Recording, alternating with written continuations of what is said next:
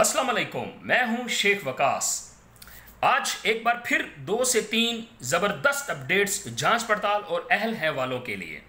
लेकिन उससे पहले मैं एक चीज़ क्लियर करता चलूं कि आप देख रहे हैं मैंने मास्क लगाया हुआ है सिर्फ इसलिए कि आपको भी मैं इस SOPs पे अमल करवाने के लिए पूरी कोशिश कर सकूं कि गवर्नमेंट ने मुख्तलिफ जितने भी यूट्यूबर्स हैं या जितने भी टिकटॉकर हैं उनको ये अहम पैगाम दिया है कि आप लोग भी अपनी तरफ से जितनी कोशिश कर सकते हैं अमल करवाएं। तो मैं अपने फैंस के लिए कि आप लोग बड़े जुर्माने से बच जाएं, इसलिए आप मास्क पहने। अदरवाइज़ क्या हो रहा है कि जो बिना मास्क के बाइक चलाता है या रिक्शा चलाता है या गाड़ी चला रहा है उसको जुर्माना भी हो रहा है, उसकी इंसल्ट भी हो रही है और उसके साथ प्रॉब्लम भी हो सकती है, उसको थाने भी जाना पड़ सकता है। तो इसलिए अब हमने भी दफ्तर में भी बैठे हैं तो मास्क लगाया हुआ है, बाहर जाते हैं तो मास्क लगाया हुआ है। तो इसलिए आप लोग थोड़ा सा इस चीज़ की जो है आप लोग केयर करें ताकि आपको कल को किसी किस्म की प्रॉब्लम ना आए। और जो दूसरी अहम बात आपसे करने जा रहा हूँ वो ये है, गुड न्यूज़ आपको एंड पे देता हूँ, लेकिन यहाँ पे आपको ये बताता चलूँ कि मैंने कल एक वीडियो बनाई थी एक बहन के लिए, एक सिस्टर के लिए, डीजी खान से। तो हैदराबाद से एक मेरे बड़े अच्छे दोस्त, मेरे फैंस यूट्यूब के, मैं नहीं जानता उन्हें बट उनका नाम आपको बता देता हूँ, सफ़ीर अहमद ज़ोहर उनका नाम है, जिन्होंने मेरी वीडियो सुनी और मेरी वीडियो सुनने के बाद उन्होंने मुझे मैसेज किया कि भाईजान मैं उनकी हेल्प करने के लिए तैयार हूँ।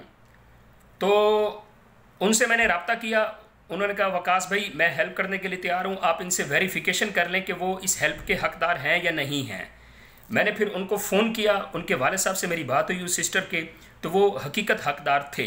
तो मैंने उनको फिर सफ़ीर अहमद ज़ोहर साहब का नंबर दे दिया।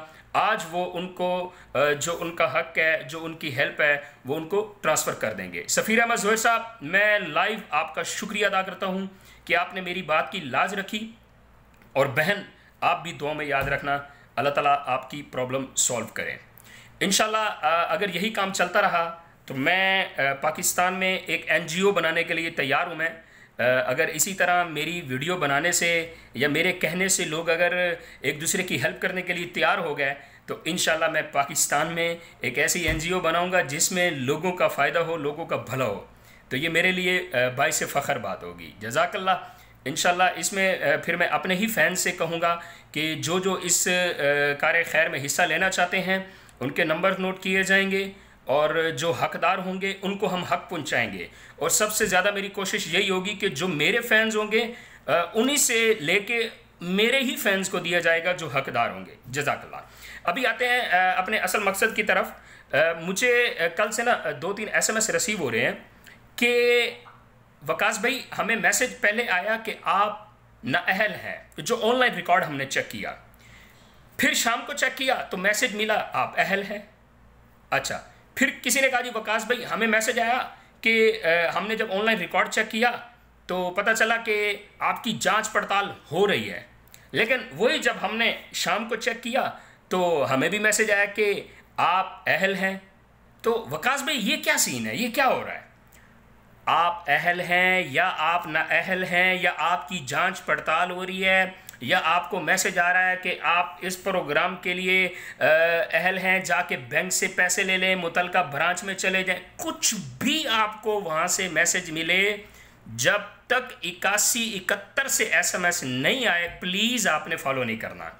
मैं सुबह अभी उठा ही नहीं था तो मुझे 5 कॉलें आ गई, 10-15 मैसेज आए पड़े थे। मैंने कहा खैर हो जाए, ये किन की कॉल्स है। मैंने बैक कॉल की, वकास भाई वो प्रॉब्लम ये हुई कि मैसेज आया पड़ा है, हमने चेक किया वो बता रहे आप नाअहल हैं, लेकिन जब हमने शाम को चेक किया तो आप अहल हैं। अच्छा, ये कोई 5-10 कॉल रिसीव हुई हैं।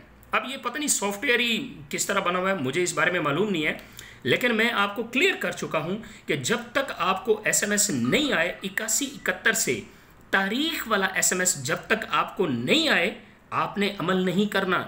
आपको तारीख वाला SMS आएगा जिस पे 12,000 रुपये बाकायदा मेंशन होंगे, आपने उस पर अमल करना है।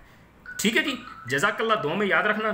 ये पूरी वीडियो में मैं मास्क ही ठीक करता रहा हूँ और मास्क मैंने उतारा नहीं है, सिर्फ आपको इस SOP पे लाने के लिए कि आप अगर SOPs पे अमल करेंगे तो एक तो कोरोना वायरस की बीमारी से भी बचेंगे और दूसरा बड़े जुर्माने से भी बचेंगे। बेस्ट ऑफ लक, दुआ में याद रखना। वंस अगेन सफ़ीर अहमद ज़ोहर साहब हैदराबाद से, आपका बहुत शुक्रिया।